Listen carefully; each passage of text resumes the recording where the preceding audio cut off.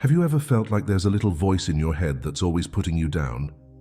Maybe it tells you you're not good enough or that you can't do something. This voice is what we call the inner critic, and it's one of the biggest things that can hold us back in our spiritual journey. But here's the exciting part. We can learn to quiet this voice and even make it work for us instead of against us. Think about it for a moment. How many times have you wanted to try something new, but then that voice chimed in, telling you that you'd probably fail? Or maybe you've had a great idea, but then your inner critic whispered that it was silly or that someone else could do it better. It's like having a tiny pessimist living in your head, always ready to rain on your parade. But what if I told you that this voice doesn't have to control you? What if you could turn down its volume, or even better, change what it's saying? That's what we're going to explore in this video. We're going to look at ways to silence that inner critic and replace it with a voice that cheers you on instead of tearing you down. Now you might be wondering, is my inner critic really such a big deal? Well, let me tell you, if we don't learn how to handle this negative self-talk, it can have some pretty serious consequences. It's not just about feeling bad in the moment. Your inner critic can actually stop you from growing and being happy in the long run.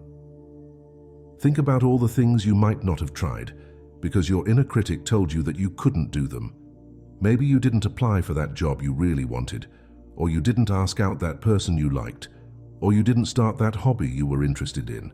Each time you listen to that negative voice, you're missing out on potential opportunities for growth and happiness. But it's not just about missed opportunities.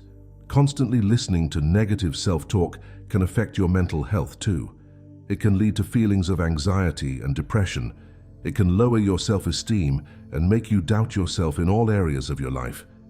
It's like carrying around a heavy weight that's always pulling you down. On the flip side, if we can learn to master our inner voice, the benefits can be amazing. Imagine waking up each day feeling confident and excited about what's ahead.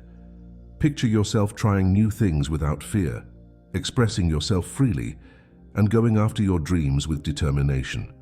When you're not constantly fighting against your own thoughts, you have so much more energy to put towards positive things in your life. Of course, learning to quiet your inner critic isn't always easy. It takes time and practice. There might be moments when you feel like you're not making progress, or times when that negative voice seems louder than ever. But I promise you, the effort is worth it. The peace and freedom you'll feel when you're no longer at the mercy of your inner critic is truly life-changing. So what exactly is this inner critic we've been talking about? Let's break it down in simple terms.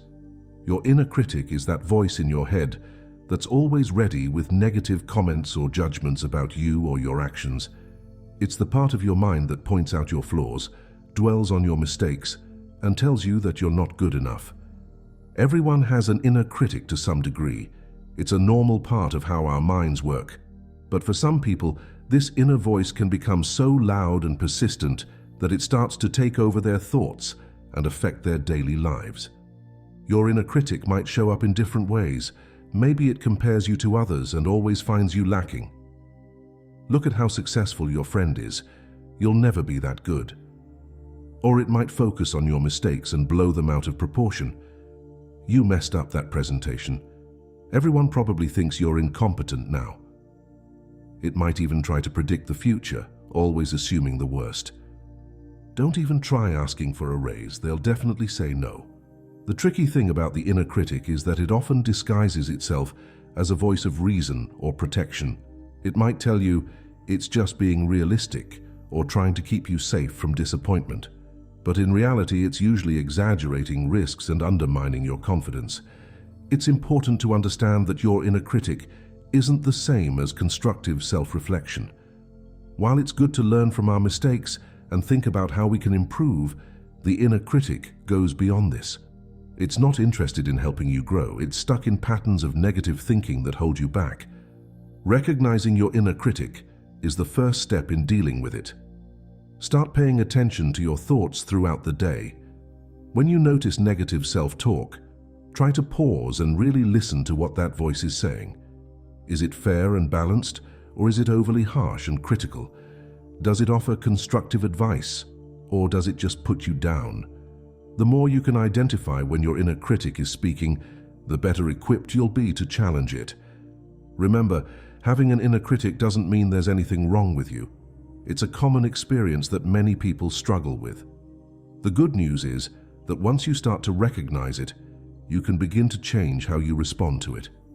In the next sections, we'll explore where this inner critic comes from and how we can start to quiet its voice. The origins of your inner critic. Have you ever wondered where your inner critic came from? It didn't just appear out of nowhere. In fact, our inner critics often have deep roots in our past experiences and the messages we've received throughout our lives. Think back to your childhood for a moment.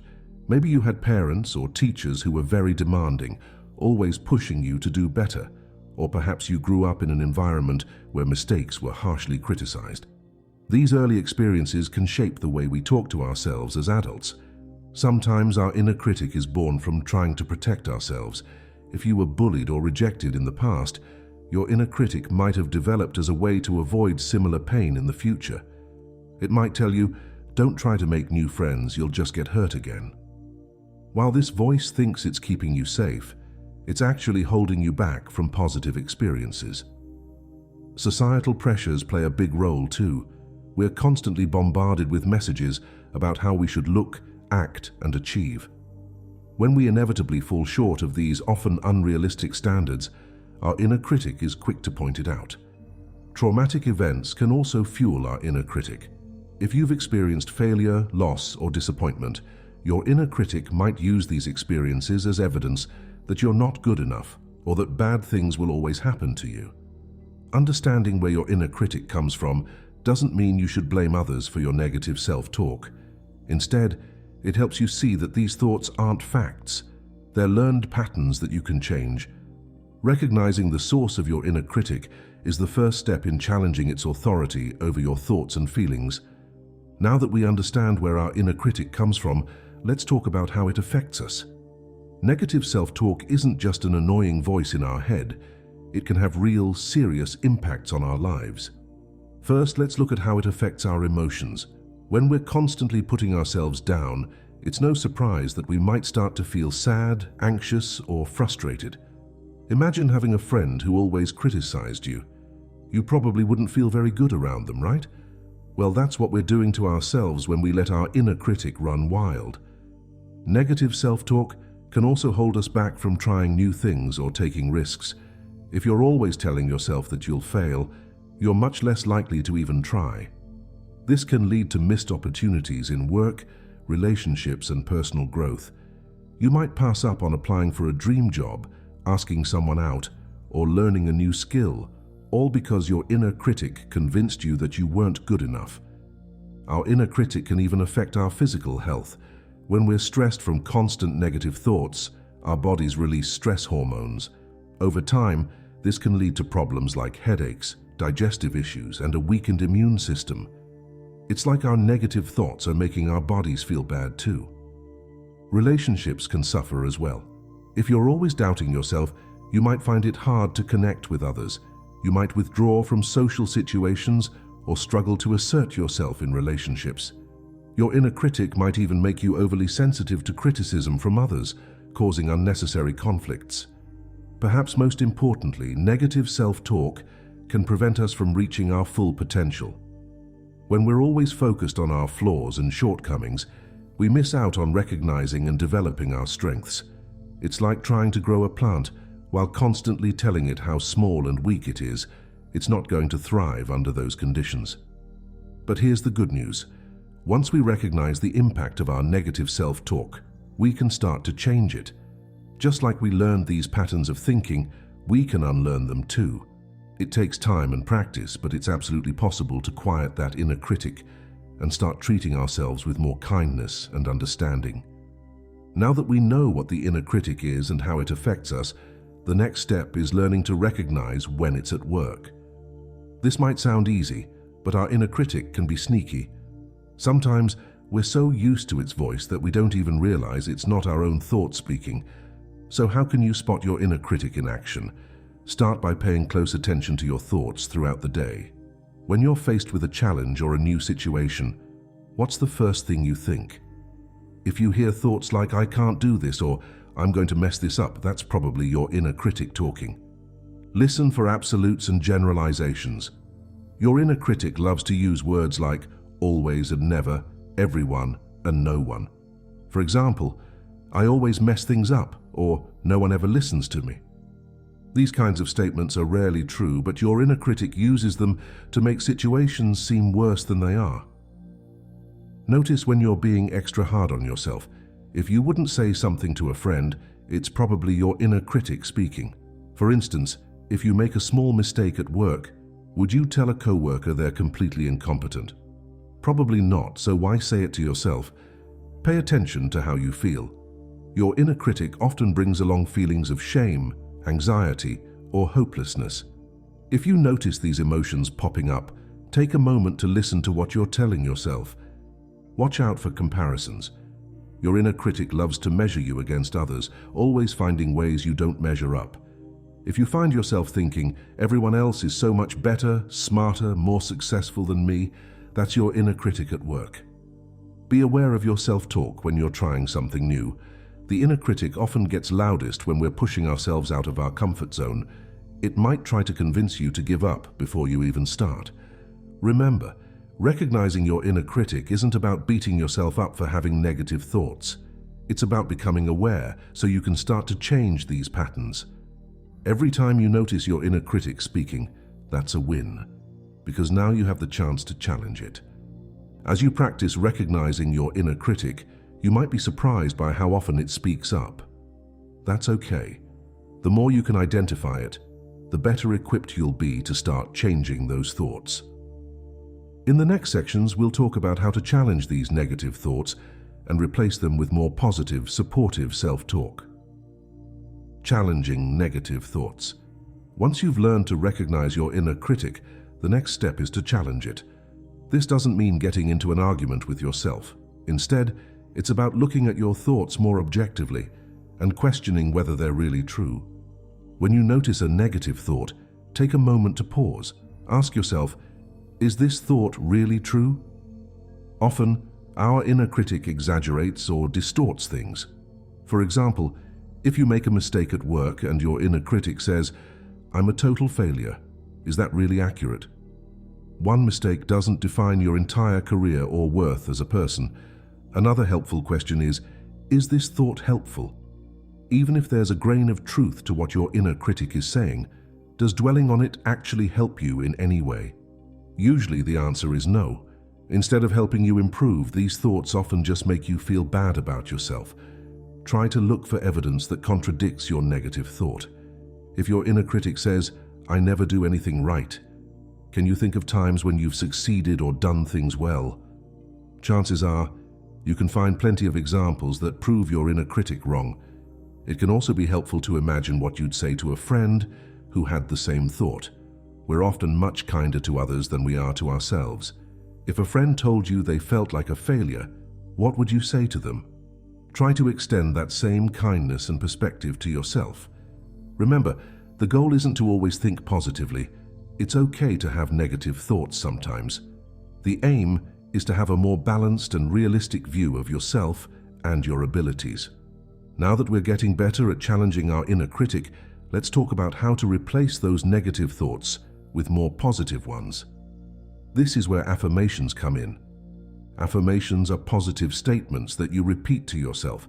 They're like the opposite of what your inner critic says. Instead of putting you down, they build you up and remind you of your strengths and capabilities. For example, if your inner critic often tells you, I'm not smart enough, you might create an affirmation like, I am capable of learning and growing. Or if you often think, nobody likes me, your affirmation could be, I am worthy of love and friendship. When you're creating affirmations, make them personal and specific to your situation. Use present tense as if what you're saying is already true, and try to make them realistic. Affirmations that are too far from what you currently believe might be hard to accept. It's important to use these affirmations regularly. You could say them to yourself in the mirror each morning, write them down in a journal, or even set reminders on your phone to prompt you throughout the day. At first, using affirmations might feel a bit strange or uncomfortable. That's okay. Your inner critic has probably been in charge for a long time, so it might take a while for these new positive thoughts to feel natural. Keep at it, and over time you'll start to believe these positive statements more and more. The final piece of the puzzle in dealing with your inner critic is practicing mindfulness and self-compassion. These two tools can help you create a kinder, more balanced relationship with yourself. Mindfulness is about being aware of the present moment without judgment. When it comes to your inner critic, mindfulness can help you notice your thoughts without getting caught up in them. It's like watching your thoughts float by like clouds in the sky, rather than getting swept away by them. To practice mindfulness, try taking a few minutes each day to sit quietly and focus on your breath. When thoughts come up, including negative self-talk, just notice them without trying to change them or push them away.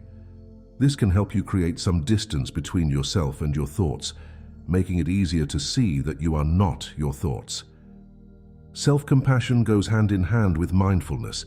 It's about treating yourself with the same kindness and understanding that you'd offer to a good friend. When you make a mistake or face a challenge, instead of criticizing yourself, try to respond with compassion. A simple way to practice self-compassion is to put your hand on your heart and say something kind to yourself when you're struggling. It could be something like, "This is a difficult moment. It's okay to feel this way. May I be kind to myself?" Remember, being compassionate with yourself doesn't mean letting yourself off the hook or not trying to improve. It's about supporting yourself through challenges, rather than beating yourself up. Silencing your inner critic is a journey, not a destination. It takes time and practice to change the patterns of thinking that you've developed over the years. But with patience and persistence, you can learn to quiet that negative voice and replace it with a more supportive, encouraging inner dialogue.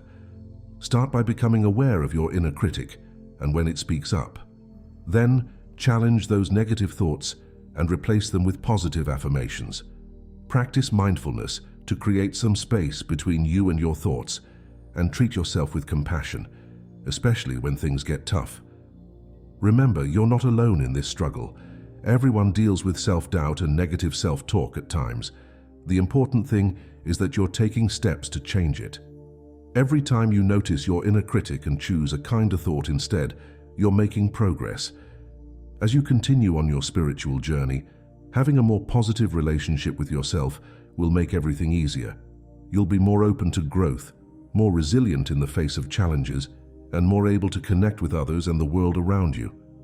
So be patient with yourself, celebrate your progress, and keep practicing. Your inner critic may never completely disappear, but over time, it will become quieter, replaced by a voice of self-encouragement and support. And that voice will help guide you towards a more fulfilling, authentic life. Remember, you have the power to change your inner dialogue. Your thoughts shape your reality, so choose them wisely. With time and practice, you can create an inner voice that uplifts and supports you, helping you to live your best life and reach your full potential.